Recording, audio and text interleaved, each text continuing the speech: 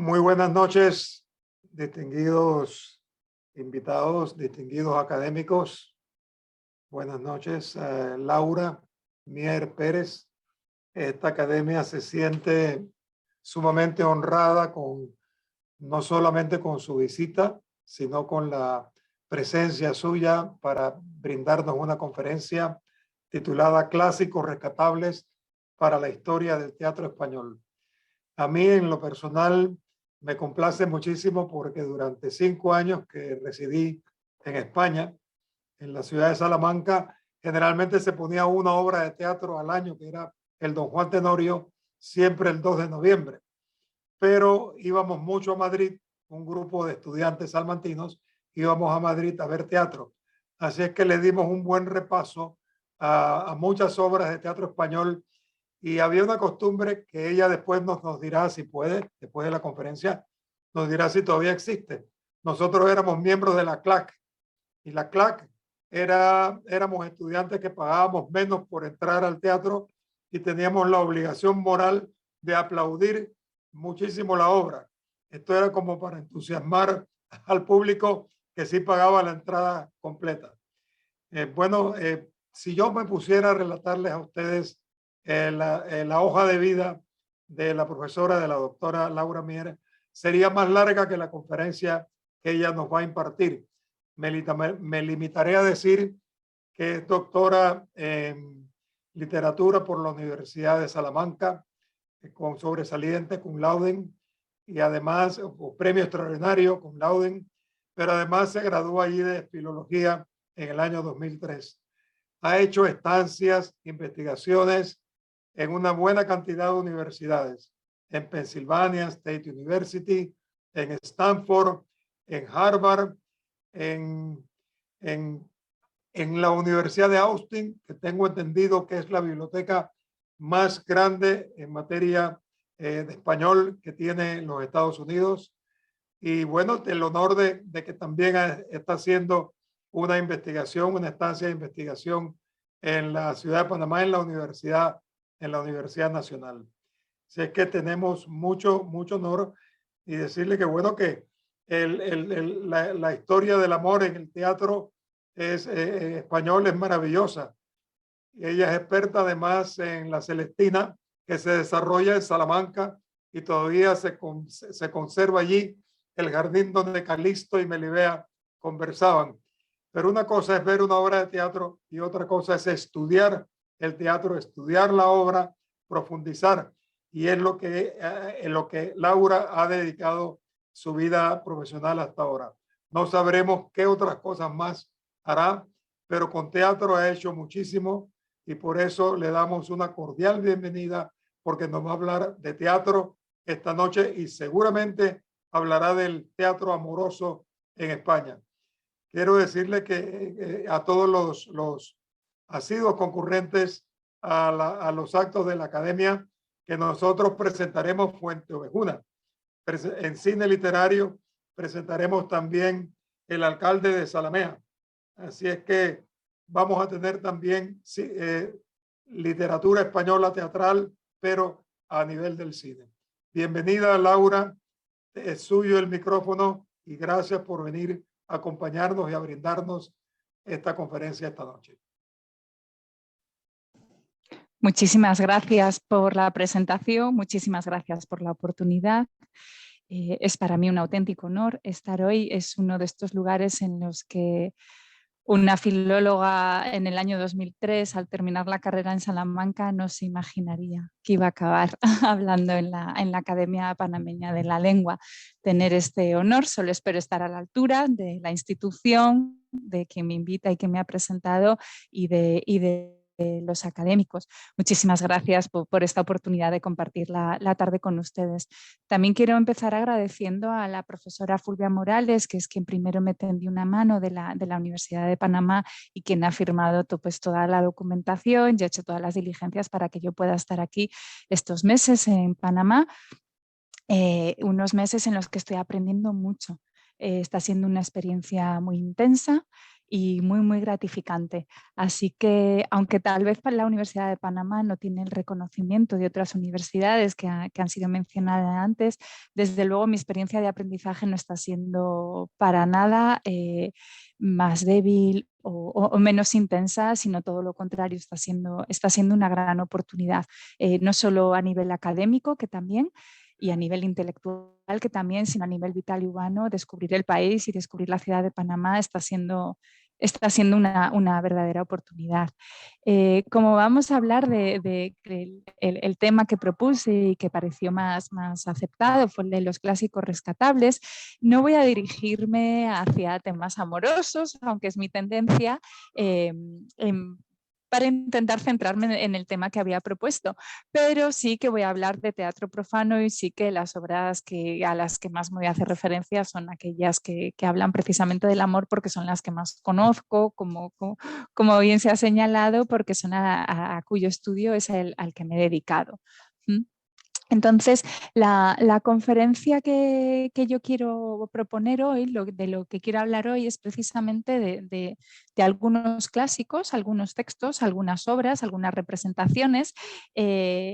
Aristides Rollo ya ha comentado algunas de las claves, ¿no?, del teatro, que es precisamente cuando hablaba de sus experiencias universitarias en España, es precisamente este género literario, que es también un género espectacular.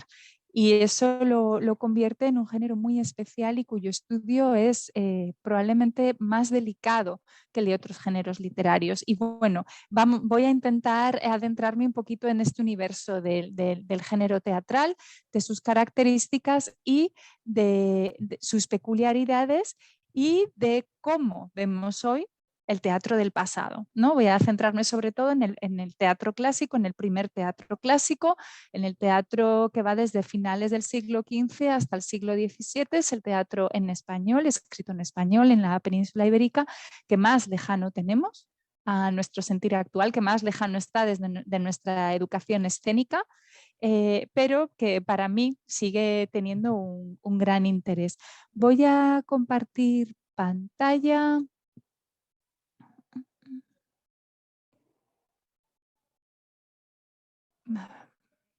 Perdonadme. Compartir pantalla. Sí, aquí está.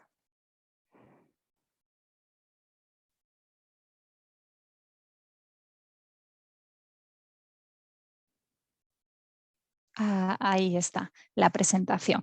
Tienen ahí mi correo electrónico por si quisieran hacerme alguna pregunta o alguna sugerencia, alguna cuestión, alguna propuesta, algún comentario después de la conferencia. Espero que al final de la misma tengamos también un pequeño espacio para poder conversar. Bien, lo que quiero plantear yo hoy aquí lo he dividido en tres partes. Quería empezar hablando un poquito de cómo accedemos al teatro clásico desde hoy, qué herramientas tenemos o cómo es el primer acercamiento para un investigador, una investigadora del siglo XXI a este teatro, cuya distancia temporal es tan grande, ¿no? Luego quería reflexionar un poquito sobre la inestabilidad y las particularidades del canon teatral del siglo XVI, es decir, qué obras consideramos canónicas, qué autores consideramos canónicos. Desde luego está la Celestina, aunque sea un poquito antes, ¿no? La comedia es del siglo XV, la tragicomedia es ya del siglo XVI, pero también tenemos con la Celestina que proponía el director, tenemos este problema del género, si es realmente teatro o no. Bueno, entonces, vamos a ver qué es lo que pasa con el canon, por qué es tan inestable el teatro en el siglo XVI, el canon, ¿no? Nuestra percepción de qué es lo importante y qué no es lo importante, cuáles son los modelos teatrales a seguir. Y luego quería reflexionar sobre si podemos escribir una historia del teatro y si vamos hacia una historia del teatro única o, por el contrario, tenemos que escribir múltiples historias del teatro. En el primer punto, cómo accedemos al teatro clásico, tenemos que tener en cuenta esta doble perspectiva del teatro de la que hablaba hace unos minutos, ¿no? Por un lado tenemos lo que es la representación y por otro lado los textos, ¿no? El teatro es literatura dramática, que es lo que se ha estudiado tradicionalmente, los textos teatrales, y es lo que por lo general perdón, ha entrado en el ámbito de estudio de la filología, pero sobre todo el teatro es representación, es decir, es un género que existe para ser representado. No existe en principio directamente para ser leído, aunque sí se consume teatro leído, ¿no? Esta doble naturaleza del teatro como representación y como texto requiere un doble análisis, un doble estudio, ¿no? Por un lado tendríamos el análisis más filológico de los textos, ¿no? De la literatura dramática, y por otro lado es necesaria una aproximación mucho más desde la archivística, casi desde la historia, ¿no? Más que desde la filología, aunque bueno, ya veremos cómo ahora son dos ciencias que están perfectamente imbricadas en el estudio del teatro, ahora mismo en el teatro clásico, que son complementarias estas dos tendencias y que son igualmente importantes. Pero claro, durante mucho tiempo lo único que teníamos para estudiar el teatro clásico eran los textos, era lo que habíamos conservado. Entonces, estos estudios de archivística a los que volveré más tarde, durante mucho tiempo no han formado parte de los estudios de las historias del teatro y de los estudios sobre teatro, al menos en el caso de España, que es el teatro que yo conozco, ¿no? Entonces, otro de los grandes problemas, ¿no? Ya entrando dentro de lo que es el texto en sí, ¿no? El teatro, lo que es el corpus, ¿no? del teatro del siglo XVI, del siglo XVII, del primer teatro clásico, lo que se considera el teatro clásico, el teatro del siglo de oro, ¿no? Tenemos unos intentos de sistematización que menciono yo en la diapositiva que están viendo, ¿no? Unos esfuerzos, aunque sea nominal, de intentar catalogar, intentar ver todo lo que se ha hecho. Es decir, en el siglo XVIII, con la Ilustración, se intenta tener este conocimiento enciclopédico, y esto lleva a intentar recopilar todos los nombres que se conocen, todas las obras que se conocen, todos los autores que se conocen del teatro, ¿no? Entonces esto lleva a estos esfuerzos de sistematización nominal, es decir, esta primera aproximación tiene que ver solo con el dar el título de la obra o el nombre del autor, o si puede ser las dos cosas, a veces con fecha, a veces sin fecha, pero simplemente es señalar el nombre, es de carácter nominal, ¿no?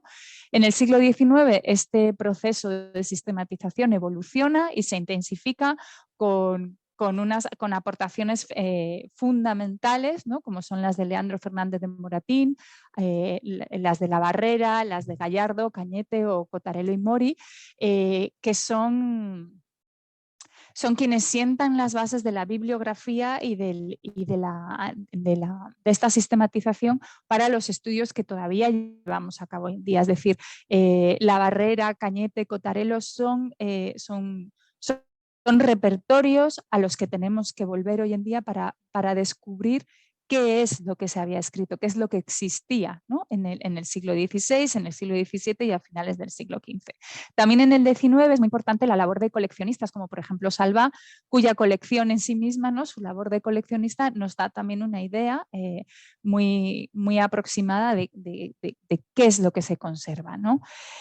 Ya en el siglo XX, perdón, continúa este afán por intentar registrar, ¿no? y documentar, por lo menos de palabra, todo el teatro clásico, de la mano de Palau y Dulquet o de mesoneros romanos, y empieza una tendencia que es francamente significativa y que luego ha dado unos frutos muy interesantes con José Simón Díaz y con Antonio Rodríguez Moñino, que es el REIPI, el Repertorio de Impresos Españoles Perdidos o Imaginados.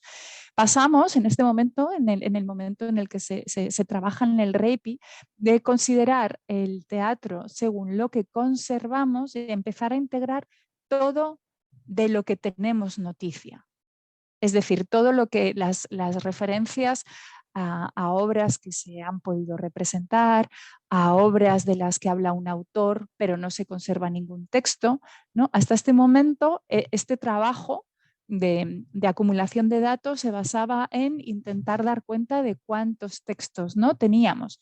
Pero con la creación del REIPI se empieza a incluir las referencias a otro tipo de textos. Estos son los perdidos o imaginados. Imaginados pues porque hay veces que alguien da unas referencias, alguna de estas personas que acabo de mencionar, ¿no?, por ejemplo, da referencias de impresos, de textos cuya existencia ha sido imposible documentar y se considera que fue fruto de la imaginación o de la desinformación, ¿no?, pero también de muchos testimonios perdidos. Y esto es muy importante porque, como vamos a ver a continuación, aquí empieza la segunda parte del trabajo, el trabajo de archivo. El poder sospechar que existe un texto es el que lleva a buscar textos en lugares en los que antes no los había, ¿no?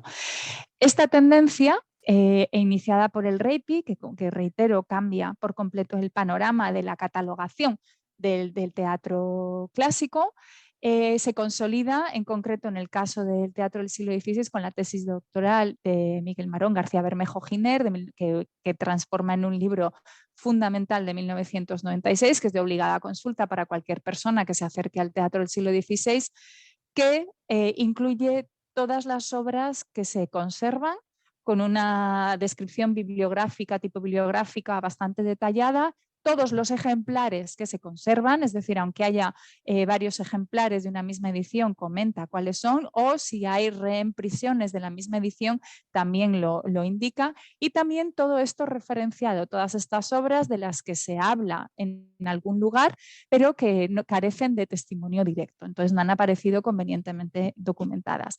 Es verdad que el trabajo de García Bermejo ya es un trabajo en 1996, ya ha habido cambios en la disciplina desde entonces, pero no por eso es menos cierto que sigue siendo el catálogo de obligada consulta y desde luego es la brújula que guía los estudios teatrales del siglo XVI.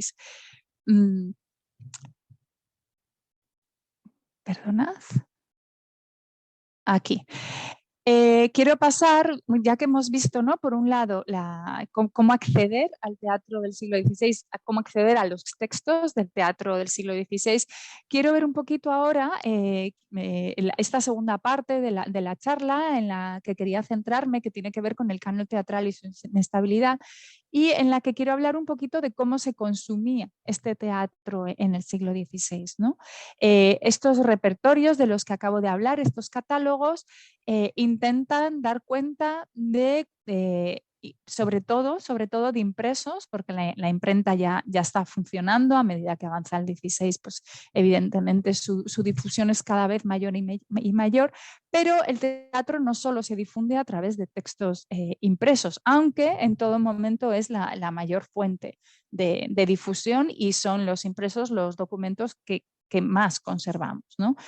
El teatro durante el siglo XVI también se transmite de forma manuscrita, se empieza a transmitir a través de comedias sueltas y a través de partes de comedia. Las partes de comedia son, por ejemplo, son muy conocidas las de Lope, las de Lope de Vega, cuando editaba pues 12 comedias juntas, ¿no?, y sacaba un libro con sus 12 comedias, esto es una parte de comedia.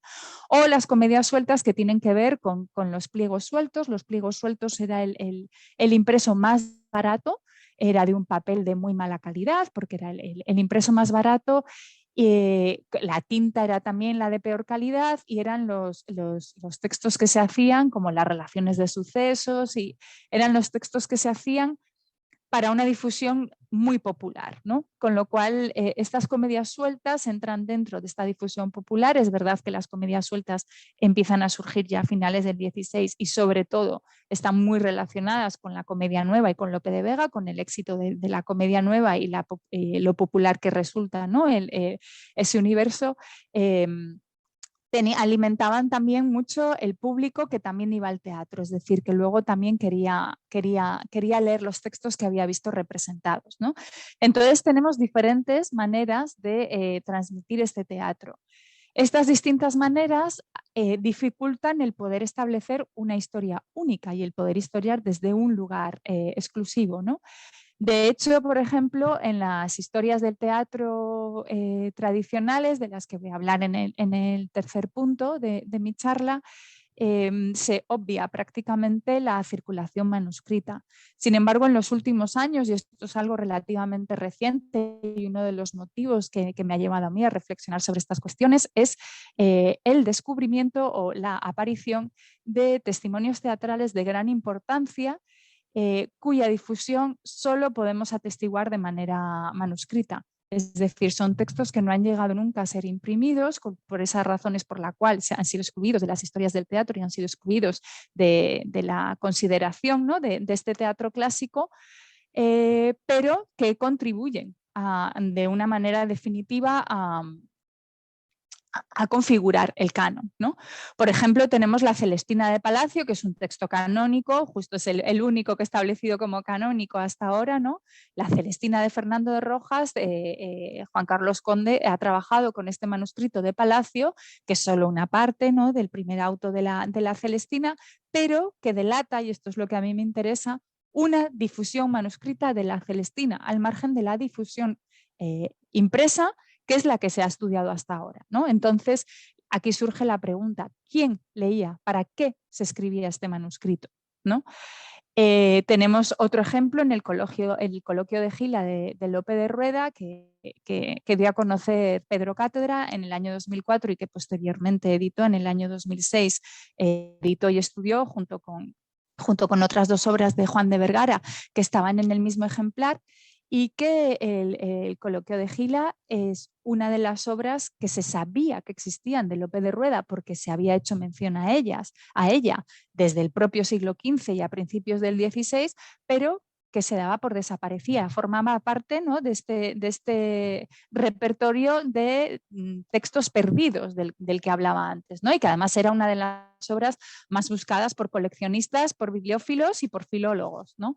Y otro descubrimiento también de prácticamente en el mismo momento es la farsa de la Constanza de Cristóbal de Castillejo. Cristóbal de Castillejo es un autor muy conocido por su poesía, pero desconocíamos por completo hasta el año 2005 que hubiera escrito también teatro. La farsa de la Constanza, además, es una obra teatral absolutamente irreverente que desvela un Castillejo muy diferente al Castillejo que conocíamos, con fuertes implicaciones religiosas, morales y reformistas, que dio a conocer la librera, se encontró en la Biblioteca Estense de Módena, y lo dio a conocer Cristina Aresti en 2005 y ha sido posteriormente estudiado por Rogelio Reyes y por Blanca Periñán, y ya contamos con una edición crítica y ha sido una obra fundamental. Pues este texto también se encontraba en un manuscrito, ¿no? Además, curiosamente, pues estos textos de los que estamos hablando en este momento son manuscritos que se encontraban en bibliotecas. Ya, es decir, las bibliotecas todavía dejan mucho lugar al trabajo de archivo al que me refería antes, ¿no? También tenemos que tener cuenta a lo largo de todo el siglo XVI que hay una transmisión destinada a la lectura, ¿no? Como comentaba antes de las comedias sueltas, muchas veces las comedias sueltas tenían que ver con el gusto, ¿no?, de poder leer aquellas obras que se iban a representar o que se habían representado. También tenemos materiales de trabajo de las compañías, es decir, puede ser que parte de esta circulación manuscrita de la que estaba hablando tenga que ver con cómo las compañías de teatro trabajaban y qué tipo de materiales, ¿no?, qué tipo de documentos, tenían. Se han encontrado, por ejemplo, pues manuscritos en los que solo se refleja el parlamento de uno de los personajes, que evidentemente esto era un documento de trabajo de un actor o una actriz para poder memorizar su texto, ¿no? Tenemos, por ejemplo, la evidencia del trabajo de Timoneda, Joan Timoneda, que fue el editor de Lope de Rueda, que él mismo decide imprimir sus obras ya cuando Lope de Rueda ha fallecido, sus 4 comedias, y en el prólogo dice que las ha tenido que arreglar, que las ha tenido que editar, que las ha tenido que enmendar, sobre todo en las partes más cómicas, porque estaban muy sujetas hacia la improvisación, es decir, las partes más cómicas, ya sabemos que Lope de Rueda era el que interpretaba a los personajes, él mismo interpretaba a los personajes más cómicos de sus obras, y ahí es donde mayor espacio había a su propia improvisación y a su propio trabajo actoral, con lo cual a la hora de poner por escrito sus propios textos es el texto menos pulido, es la parte del texto menos pulida de lo que ha imprimido. De ahí que Timoneda justo diga que es donde más trabajo, donde más tuvo que intervenir él, ¿no? Entonces, bueno, en el caso de Lope de Rueda y de Timoneda, gracias al testimonio de Timoneda, pues tenemos esta información, pero tenemos muchos otros ejemplos de los que no tenemos esta información, ¿no? ¿Qué pasa también? Que las prácticas escénicas van evolucionando, ¿no? Entonces, tenemos una primera generación durante el siglo XVI, que son lo que van a ser los 4 grandes nombres que pueden leer más abajo: Juan de la Encina, Lucas Fernández, Gil Vicente y Torres Naharro, que son autores vinculados a las cortes nobiliarias, que hacen la edición completa de sus obras de autor. Ahora iré a ello, ¿no? Pero están vinculados a la corte, ¿no? Tenemos luego una segunda generación, que es a la que pertenece Lope de Rueda, que es la compañía de los autores-actores, que se considera que son ya compañías teatrales, no son personas trabajando en condición de mecenazgo prácticamente en casas nobiliares, sino que son ya compañías que se ganan la vida yendo de ciudad en ciudad representando con sus propios textos, como reitero, como hacía Lope de Rueda, pero que son ellos son los actores, los autores y los directores de esta escena, ¿no? Por eso se llaman los autores-actores, ¿no? Entonces, en este momento, la distancia entre el texto, la concepción del texto dramático y la representación es muy corta porque hay muy poco espacio cronológico. Normalmente se escriben los textos para ser representados de forma inmediata, y también porque son las mismas personas, entonces hay muy poca distancia. Esta distancia, a medida que el tinglado teatral se va profesionalizando cada vez más y se va volviendo cada vez más complejo, esta distancia es mayor, entonces intervienen más personas y es cuando la escritura teatral adquiere otro tipo de formatos, ¿no? Es cuando va evolucionando a la comedia nueva y a cómo escribe ya Lope ya escribía pensando en la representación y en la venta de su texto, ¿no? Tenía una doble ganancia. Esto a Lope de Rueda no le pasaba, a Juan de la Encina, a Lucas Fernández no les pasaba, ¿no? Entonces aquí pues cada vez es más complejo, es cuando empiezan a surgir las acotaciones, ¿no? Es cuando empiezan a surgir las direcciones escénicas, etcétera, etcétera, ¿no? Hay otro tipo de circulación, de transmisión del teatro, que es las relaciones de comedia, aunque es verdad que estas también más del siglo XVII que del siglo XVI, que tiene que ver con cómo se percibían las representaciones teatrales y cómo se difundían después. Es decir, había por un lado las comedias sueltas, que era el texto que había sido representado, ¿no? Era el texto, digamos, autorizado, aunque en eso habría mucho que hablar.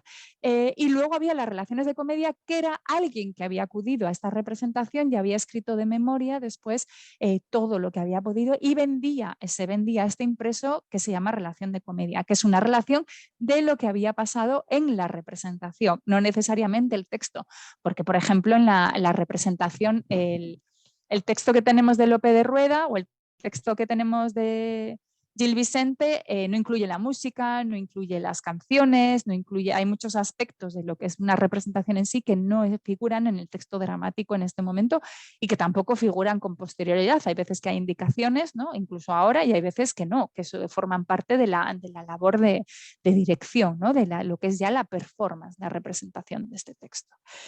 Tenemos también, sobre todo a principios, en la primera mitad del siglo XVI, la curiosidad de que los primeros documentos conservados están muy vinculados a la edición completa, como comentaba antes, de las obras de autor, que son estos 4 nombres de Juan de la Encina, Lucas Fernández y Vicente Torres Naharro. Los 4 conservamos sus obras de teatro, consideramos que las conservamos en su totalidad, porque publicaron sus obras completas, no solo sus obras teatrales, porque eran escritores profesionales, no solo dramaturgos profesionales. Entonces, como escritores profesionales y dedicados a la escritura, publicaron todas sus obras en un único volumen. En el caso de Juan de la Encina va evolucionando su cancionero, a medida que sigue escribiendo va incluyendo más textos, ¿no? En el caso de Lucas Fernández son solo las farsas y las églogas, solo tenemos 2 textos teatrales, están profanos y religiosos. En el caso de Gil Vicente tenemos la compilación, que son absolutamente todos los textos que escribió, y en el caso de Torres Navarro también tenemos la Propaladia, que es la compilación de sus textos teatrales, ¿no? El caso de Torres Navarro además nos sirve para ver un poco cómo funcionaba el mercado editorial de las comedias sueltas a las que me refería antes, a estos pliegos sueltos. En la primera edición de la Propaladia de 1516 no están todas las obras de Torres Navarro, de hecho hay 2 que se incorporan después, y en concreto la Aquilana de Navarro es la última obra que se incorpora a su Propaladia, no se incorpora hasta 1521, pero los estudios textuales han revelado que es bastante probable que el texto que está en esta Propaladia de 1521 sea un texto derivado de una comedia suelta, de un pliego suelto que se ha perdido. Entonces, esto revela que la Aquilana de Torres Navarro era difundida en forma de impreso antes de su inclusión en la Propaladia, aunque solo conservamos la Propaladia. Todas estas circunstancias, ¿no?, de la transmisión del teatro del siglo XVI nos lleva a pensar qué relación hay, o me lleva a mí a pensar qué relación hay entre precisamente esta configuración, este consumo de teatro y los gustos de la época. Es decir, lo que nosotros conservamos, lo que nosotros percibimos, lo que nosotros valoramos desde el siglo XXI, tiene que ver con los gustos de la época en el que estas obras fueron consumidas. Podemos desbrozar en medio de esta maraña de testimonios y de casuística cuál era el canon para los espectadores del siglo XVI. Esto es lo que yo me pregunto, ¿no? Yo no soy evidentemente ni la primera persona ni la última persona que se pregunta estas cuestiones, ¿no? De hecho, a lo largo de los años ha habido un esfuerzo por intentar comprender cómo era este teatro, ¿no? Y ahí vamos hacia el tercer punto de esta charla, ¿no? Hacia la historia del teatro, una historia única, ¿no? Esta manera de historiar el teatro comienza prácticamente desde el propio nacimiento del teatro. Tenemos, de hecho, además, aparte de esta historia, ¿no?, este primer punto del siglo XVII, del teatro de los teatros de los pasados y presentes siglos, de Antonio Pánfens Cadamo, hay también autores como el propio Cervantes o como el propio Torres Navarro que se aventuran en determinados comentarios y valoraciones del teatro de su tiempo, ¿no? Entonces, bueno, tenemos algunos testimonios en los que entraremos después del teatro del mismo momento, pero tenemos también desde el mismo siglo XVII esta voluntad de historiar el teatro, de intentar ver qué es lo importante, qué obras son las significativas dentro de todo lo que se escribió, lo que se vio, lo que se disfrutó, ¿no? Esta tendencia, empezada en el siglo XVII, continúa en los siglos XVIII y XIX con la Ilustración, ¿no? Tenemos 2 intervenciones fundamentales, las memorias cronológicas sobre el teatro de España de José Antonio de Armona, y también tenemos la historia de la literatura y el arte dramático en España de Federico von Schack, que son ya historia de la literatura y del arte dramático, es decir, ya estamos en una concepción de la historia de la literatura, la historia del teatro, intentar historiar el teatro, ¿no?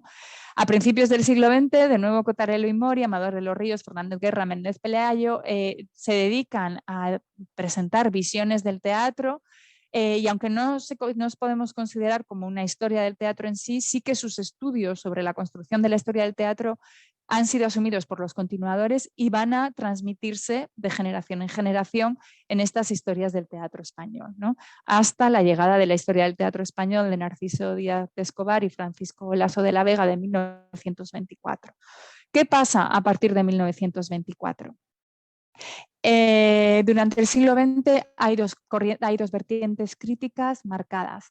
Una que tiene que ver con las consideraciones historiográficas de la literatura dramática, que es continuadora de la historia que acabo de proyectar, pero hay también otra teoría dramática, otra teoría crítica, otra aproximación crítica, que es la historia, que intenta historiar el teatro como espectáculo, no como literatura dramática.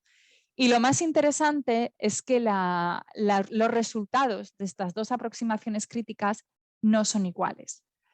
Vamos a adentrarnos un poquito en cada una para que entiendan qué es lo que quiero decir con esto. En la aproximación más tradicional, ¿no? La heredera de los siglos XVIII y XIX y principios del XX, tenemos una aproximación a la literatura dramática, ¿no? Tenemos, por ejemplo, uno de los primeros textos, el de Ángel Balbuena Prat, habla, ¿no? Es una historia del teatro e incluye un capítulo sobre que titula Los primitivos, Encina, Gil Vicente y Torres Naharro. Este título, ya de los primitivos, está estableciendo una jerarquía entre lo que es considerado como un producto hecho, la comedia nueva, y lo que es considerado embrionario, primitivo, que es el teatro del siglo XVI, ¿no? De hecho, lo explica, ¿no? Son maduros a su modo, recogen esencias del medievo y los nuevos problemas ideológicos estéticos del Renacimiento italiano, pero ninguno, ni este Gil Vicente, es un Shakespeare, ni maduro ni inmaturo, mientras que en la Edad de Oro López el Shakespeare de la extensión y Calderón el Shakespeare del intelecto. Es decir, ninguno de los autores del XVI se puede comparar en calidad con los autores del XVII, ¿no? Posteriormente habla de la evolución, después de mencionar a Torres Naharro, de la evolución del teatro nacional en el siglo XVI y comenta que sin la poética creación de las farsas de Gil Vicente tan ricas y divertidas y el complejo realismo satírico de los entremeses del autor del retablo de las maravillas, su posición se está refiriendo a Rueda, más parece un paréntesis que el eslabón de una cadena. Si los autores del códice se está refiriendo al códice de los autos viejos, la mayor compilación de textos religiosos que tenemos del siglo XVI, Rueda es en lo más perfecto de su teatro un pre-cervantino. Lo primario de sus pasos solo anuncia a distancia la creación del entremés de Cervantes. Es decir, tenemos de nuevo esta concepción de teatro primitivo, ¿no? Pre-cervantino, pre. De hecho, la etiqueta más que se ha utilizado después de la primera etiqueta que se utilizó para referirse al teatro del siglo XVI fue la de primitivo y después se utilizó prelopistas, que ha sido la etiqueta más consolidada hasta hace muy poquito. Ángel Balbuena Prat realiza una segunda parte de esta historia del teatro, pero se centra exclusivamente en el siglo XVII, es decir, establece que el teatro en español ha empezado en el siglo XVII, ¿no? Francisco Ruiz Ramón también comenta, ¿no? A propósito del teatro en la época de los Reyes Católicos, ¿no? Habla de Fernando de Rojas, de Torres Naharro y de Gil Vicente, menciona algunos autores, pero comenta, y voy directamente al texto que está subrayado, que es subrayada, la cursiva es mía, ¿no? Pero ninguna de estas comedias sobrepasa un discreto término medio, ¿no? Al final, ¿no? De esta cita que les expongo, pero nada más, todos ellos, excepto tal vez Luis de Miranda, son simples continuadores que aprovechan hábilmente, aunque no siempre, la materia y la forma dramática recibidas. Son herederos, pero no innovadores. Es decir, carecen de calidad, un discreto término medio y carecen además de innovación teatral. Esto hoy en día, como podrán entender, está ampliamente discutido porque durante el siglo XVI se monta el teatro en España. Es un teatro que no existe y cuando llega López de Vega es un teatro que existe, con lo cual es imposible que estos autores del siglo XVI sean herederos. Tienen que ser necesariamente innovadores porque construyen un teatro, ¿no? Pero voy a intentar no adelantar acontecimientos ni hacia dónde voy con mi charla. Dietborg, un poquito más adelante, en 1987, señala que el siglo XVI es una centuria que aparece como plataforma de arranque, de lanzamiento de lo que será esta manifestación en España, ya que las formas escénicas del periodo anterior, las de la Edad Media, hay que incluirlas en buena medida dentro de las facetas de la teatralidad segunda. Teatralidad segunda lo que implica que hay una teatralidad primera, ¿no? Y el siglo XVI es una plataforma de arranque, no es un teatro en sí mismo, ¿no? Duda de la teatralidad de las obras de principios del siglo XVI, ¿no?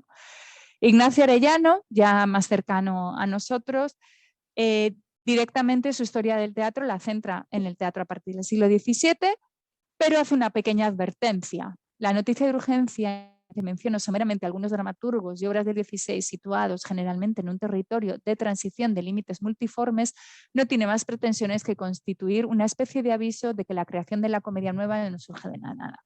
¿Qué nos dice Ignacio Arellano? Sí, la comedia nueva no surge de la nada, hay unos autores previos, pero en realidad ni siquiera los vamos a estudiar, ¿no? A pesar de que su estudio comienza con Torres Naharro y el Vicente, que valora en su aportación hacia la comedia nueva, pasa rápidamente a Lope de Rueda y al teatro religioso, es decir, prácticamente obvia todo el teatro hasta español hasta 1550, hasta mediados del siglo XVI, ¿no? Esta es un poco la perspectiva, es muy rápida, con algunos ejemplos, simplemente para hacernos una idea de cómo es esta perspectiva desde la literatura dramática. Pero ¿qué pasa con las aproximaciones críticas hacia el teatro como espectáculo? No más tarde, cronológicamente, pero sí de forma paralela, tienen ahí una serie de estudiosos que se han acercado a intentar ver cómo era este teatro como espectáculo. ¿Qué problema tenemos? Especialmente para el siglo XVI, también para el siglo XVII, pero cuanto más nos retrotraemos en el tiempo, más complejo resulta este trabajo, son las fuentes. ¿Cómo podemos historiar un espectáculo si no tenemos testimonios de cómo fue esta representación, si no tenemos constancia, ¿no? De ahí es donde viene la importancia de la labor de archivo. Hay que buscar estos archivos. ¿Qué hay? En los archivos encontramos pagos, encontramos diseño de disfraces, encontramos multitud de testimonios, que algunos de ellos vamos a relatar a continuación con un poquito más de detalle, que nos ayudan a rescatar esta historia del espectáculo. Pero ¿qué es lo que más me interesa a mí, ¿no? Aparte de, bueno, de todas estas aportaciones que ven el teatro como espectáculo, el trabajo de Sergol, este trabajo fundacional, lo que hace es precisamente recopilar documentación, ¿no? Y Cotarello y Mori lo mismo, qué documentación tenemos para poder historiar el espectáculo, no solo historiar la literatura dramática, ¿no? Y esto nos lleva, esta aproximación crítica, nos lleva a una obra magna, que es la historia del teatro de Javier Huerta Calvo de 2003, que es una obra muy, muy ambiciosa, que refleja esta corriente crítica, pero también refleja la otra corriente crítica. Es el primer trabajo que tenemos filológico que intenta aunar las dos corrientes críticas para ofrecer una visión lo más amplia posible de lo que era el teatro, la historia del teatro español.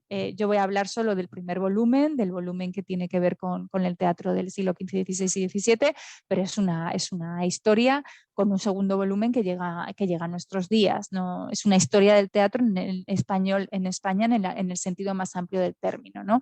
Entonces, ya para hacernos una idea de cómo está planteado este trabajo, se organiza de la siguiente manera. Hay una introducción, un apartado que habla del arte escénico, es decir, cómo era la escena en ese momento, cómo era la teoría teatral, luego habla de obras y periodos, que es lo último, ¿no? Es lo único que formaría parte de las historias tradicionales de la literatura, las obras y periodos, e incluye también referencias a la transmisión, como yo he hecho al comienzo de esta charla, cómo se transmitían estas obras, cómo se consumían y cómo nos han llegado, y de la recepción de la obra dramática. Se transmitían y se recibían a través de las representaciones, a través de los impresos, a través de YouTube, cómo era esta recepción, ¿no? de la obra dramática.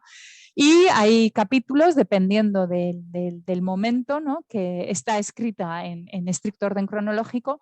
En ocasiones también hay reflexiones sobre la representación, espacios y técnicas o música, dependiendo del momento. En concreto, para el siglo XVI sí que hay un apartado sobre la música y la importancia de la música, ¿no? En concreto, respecto, como comentaba, ¿no? el siglo XVI, respecto a la época que nos ocupa, ¿no? tenemos en principio, dentro de la Edad Media están la Celestina, Juan de la Encina y Lucas Fernández, porque es verdad que gran parte de la obra de Juan de la Encina y de Lucas Fernández pertenece al siglo XV, y luego pasa directamente al siglo XVI, donde Gil Vicente tiene su propio capítulo, Torres Naharro tiene su propio capítulo, y luego ya empiezan los capítulos compartidos. Sánchez de Badajoz y otros autores, en concreto, tienen epígrafe, no solo menciona Hernán López de Yanguas, Sebastián de Orozco, Micael de Carvajal y Luis de Miranda. Tiene otro capítulo dedicado al Códice de Autos Viejos, al que nos referíamos con anterioridad, y al teatro religioso de la segunda mitad del siglo XVI. Tiene otro capítulo dedicado a Lope de Rueda, el teatro profano, en el que también habla de Timoneda y de Alonso de la Vega, con epígrafes en concreto, no solo como mención. Tiene otro capítulo sobre la tragedia de Pérez de Oliva, Juan de la Cueva, y por último habla de los prelopistas valencianos. Esto es lo que comenta el siglo XVI. Creo que no se nos escapa que la lista de nombres, la lista de opciones de este tratado tiene mucho que ver, es mucho más amplia que las historias del teatro que habíamos visto al principio. Es decir, la perspectiva crítica que estamos adoptando condiciona el canon de obras que estamos manejando. En el momento en el que la crítica, en el que los estudiosos de la literatura, los estudiosos del teatro, se plantean que el teatro no es solo literatura dramática, sino que es también espectáculo, todo el teatro del siglo XVI pasa a cobrar un sentido completamente diferente, porque como espectáculo eran perfectamente válidos. Lo que no eran tan interesantes eran estos textos en la medida en la que se contemplaban desde las historias de la literatura más tradicionales en su contribución o no hacia la comedia nueva. Es decir, a modo de resumen de lo dicho hasta ahora, creo que ha quedado clara la necesidad de problematizar este canon, ¿no?, de obras conservadas en aras a las condiciones de consumo y de transmisión de los propios textos. Por otro lado, creo que acabamos de ver cómo las perspectivas críticas condicionan la nómina de autores y de obras, es decir, el canon está directamente influenciado por cómo es nuestra aproximación al mismo. Y luego se da otra paradoja que es también derivada de estas cuestiones, que es que lo más conocido es lo mejor conservado. Es decir, hablábamos de la suelta que se había perdido de la Aquilana, hablábamos de cuatro nombres, ¿no?, del teatro, 4 hombres del teatro del siglo XVI, que son Juan de la Encina, Lucas Fernández, Gil Vicente y Torres Naharro. Pero es que precisamente estas personas, que son las que se consideran el canon indiscutible, son las que han publicado sus obras completas. Del resto de autores no tenemos estas obras completas, con lo cual lo más conocido es lo más conservado, pero no necesariamente era lo más popular, lo más apreciado, lo más valorado en el siglo XVI, ¿no? Esto, claro, tiene una incidencia directa en nuestra concepción del teatro y también está muy relacionada esta problematización del canon con la confirmación de la representación. Y esto es algo que, aunque no he traído ningún ejemplo que lo muestre de manera evidente, tienen que hacer un acto de fe y creer lo que les voy a comentar. Se han considerado como parte de la historia del teatro aquellas obras de las que sí teníamos constancia de representación. Vuelvo a los 4 nombres. Estos 4 nombres, Juan de la Encina, Lucas Fernández, Gil Vicente y Torres Naharro, sabemos que representaron porque tenemos documentos de las casas nobiliarias en las que trabajaban que hablan de esta representación, del encargo, del pago, de cómo se representó. En el propio texto se dan detalles de en qué momento se representaron, con lo cual el saber que una obra se representó hace que tenga más garantías de formar parte del canon. Esto nos vuelve a la idea, ¿no?, de esta visión tan peyorativa que mostraban algunos de los primeros historiadores del teatro, de considerar el teatro de XVI como preteatro prácticamente, ¿no? ¿Por qué? Porque hay muchas obras de las que tampoco tenemos constancia de representación. Entonces, ante la falta de constancia de representación, se sospecha que estas obras no son representadas, con lo cual no son representables y de ahí no son teatro, no se consideran como elementos modélicos para formar parte de la historia del teatro. Si creemos que todos estos textos son representables y pueden haber sido representados, reitero que hay veces que lo sabemos y otras que lo desconocemos y hay otras que sabemos que es poco probable que se haya representado, pero no por eso dejan de ser concebidos como espectáculo y como tal. Deberíamos leerlo para poder valorarlo desde hoy en su justa medida. Esto evidentemente redunda en una de las cuestiones que ya he comentado, que es la importancia del trabajo de archivo, la importancia de ver, mirar y remirar en repertorios ya conocidos, en bibliotecas ya conocidas, ¿no? Por ejemplo, ¿no?, en En 1578 muere Gaspar de Oropesa, y lo sabemos porque en su testamento, y sabemos que era un comediante porque en su testamento quedan reflejadas todas sus posesiones, incluidas aquellas que tenía para la representación, ¿no? Y en su testamento podemos leer, ¿no?, que es el que le deja a su mujer, podemos leer los vestidos de representación, que es como los llama, y ahí habla de 4 caretas de diablo, de alas para representar ángeles. Es decir, esta información, este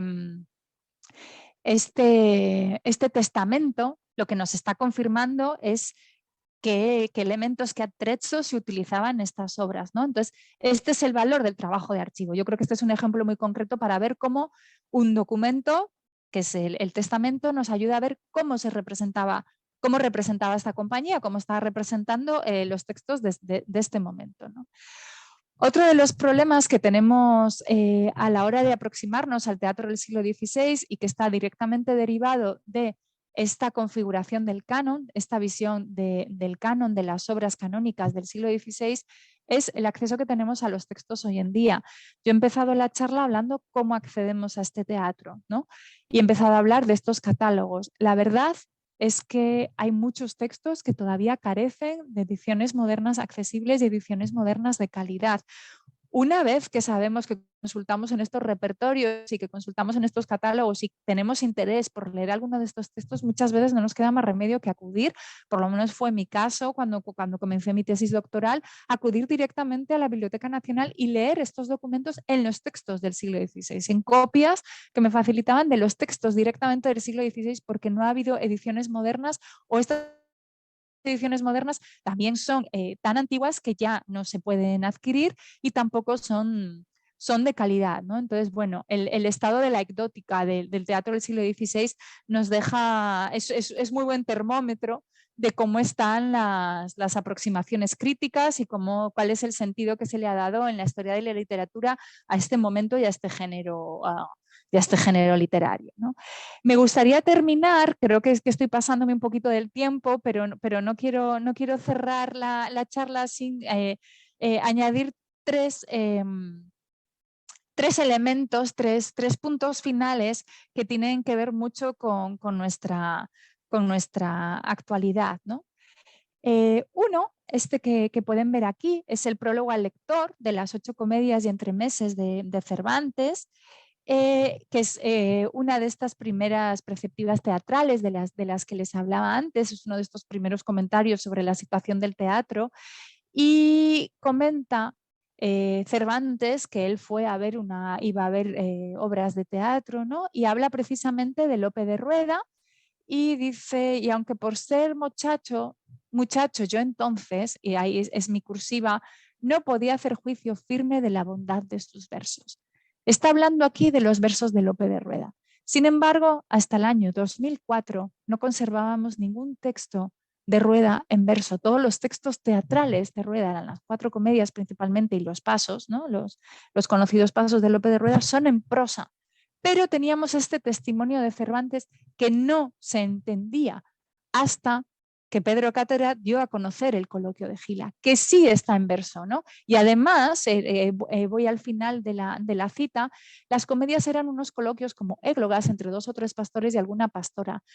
Aderezábanlas y dilatábanlas con 2 o 3 entremeses, ya de Negra, ya de Rufián, ya de Bobo y ya de Vizcaíno, que todas estas 4 figuras y otras muchas hacían el tal Lope con la mayor excelencia y propiedad que pudiera imaginarse, ¿no? Habla de Lope como actor, pero habla de que las comedias eran coloquios como églogas, con pastores.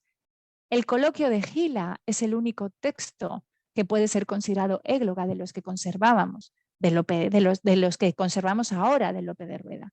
¿Qué quiero decir con esto? Este hallazgo del siglo de 2004 cambia por completo la visión y la historia del teatro, la visión que teníamos de Lope de Rueda y la visión del teatro como la concebíamos hasta ahora.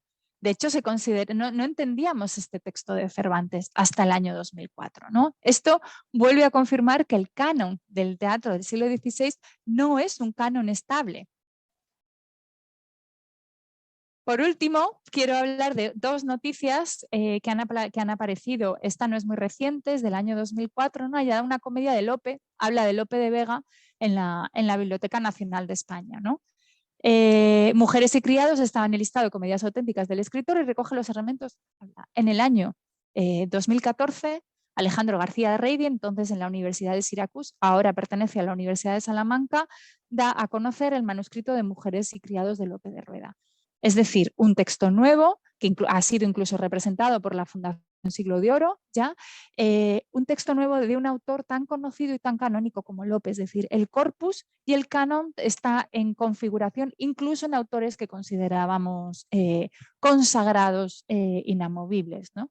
Y por último, otra noticia, esta sí que es más reciente, esta es la noticia que dio la Biblioteca Nacional de España de un manuscrito de finales del siglo XVI que aparece en una librería de viejo en Inglaterra. ¿Qué es lo significativo? Bueno, este manuscrito lleva por título Abusos de comedia y tragedias, se calcula que fue escrito entre 1580 y 1583 y es de gran importancia porque habla ¿no? de los problemas de la licitud, de los problemas morales del teatro de finales del XVI, bueno, y para mí es un texto muy importante por mi campo de especialización, ¿no? Pero lo que es realmente interesante es que este era el manuscrito 41, el M41 de la Biblioteca Real, y desapareció de la Biblioteca Real para volver después a aparecer 200 años más tarde en una librería de viejo en Inglaterra, ¿no? Entonces, este tipo de noticias nos hacen ver que el pasado está todavía por hacer y que el pasado no es algo fijo, sino que depende muchísimo del prisma con el que lo miramos y depende muchísimo de quiénes somos nosotros hoy. Por eso creo que es necesario no solo problematizar, sino mirar constantemente hacia estas obras canónicas e intentar ver por qué son canónicas o por qué no son canónicas y ver qué nos ha llevado a ellas. Muchas gracias.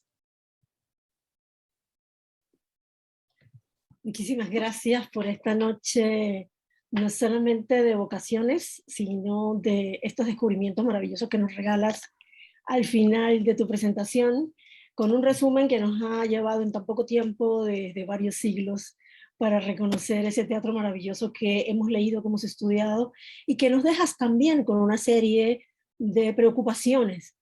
Lo que sucede con los estudios, con la necesidad de muchos de los investigadores para que se pueda seguir perfilando ese canon, y sobre todo también con la conservación de las obras, y también esa disyuntiva tremenda que hay entre el teatro de actuación, el de espectáculo, y el teatro escrito, que nos deja también. Para mí fue muy divertido escucharte hablar de Lope de Rueda, por ejemplo, y ver que él en su forma espontánea también enriqueció ese momento de la representación, pero se considera, por otro lado, un texto no cuidado, ¿no? Pero que forma parte un poco de lo que sucede también incluso hoy. Sería interesante ver cómo contrastas esto en otra conferencia con el teatro de hoy, pero por ahora te dejamos, te agradecemos este tremendo trabajo que nos da un modelo también de investigación para Panamá y para todos los que estemos interesados. Y bueno, bienvenido a Panamá y que disfrutemos mucho más de tus estudios. Muchas gracias. Creo que el doctor Rollo quería decir algo.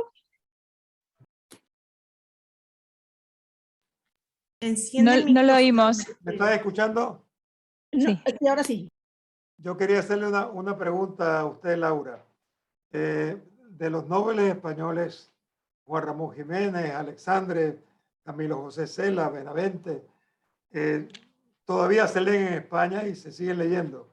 Sin embargo, hay un Nobel español que es casi como muy desconocido, José Echegaray, que fue Nobel por ahí por los años principios del siglo XX.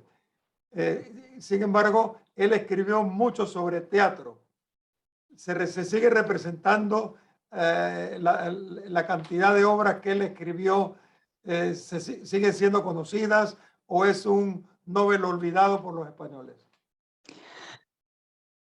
Creo que su intuición es absolutamente certera y es un Nobel absolutamente olvidado por los españoles. Creo que carece de de interés y de vigencia, no porque no lo tenga, quiero decir, sino que el público en este momento no es un autor que valore. No voy a entrar en qué valora el público porque creo que, bueno, que valorar los clásicos siempre es algo muy, muy, muy complejo, ¿no? Pero desde luego probablemente Echegaray sea el Nobel más olvidado. Gracias. Y quería comentarle, la CLAC no existe ya. Ay, no existe la clave. Yo no la he conocido, no he tenido la oportunidad de ahorrarme unos euros para poder ir al teatro. Tenemos hay las entradas de estudiante y otro tipo de descuentos, pero la CLAC no, ya no existe. Aparte de que ya no hay estudiantes que sean muy pobres. Es verdad, quien llega a la universidad llega en condiciones muy, muy diferentes. Así es, así es. Bien, muy buenas noches a todos y muchísimas gracias a todos los que nos han acompañado, académicos, visitantes, estudiosos y hasta del extranjero que también se han conectado para ver esta participación. Que pasen muy buenas noches. Muchas gracias, Emma. Gracias, Laura. Gracias Hasta luego. a la profesora Laura. Muchísimas gracias. Hasta luego. Hasta pronto.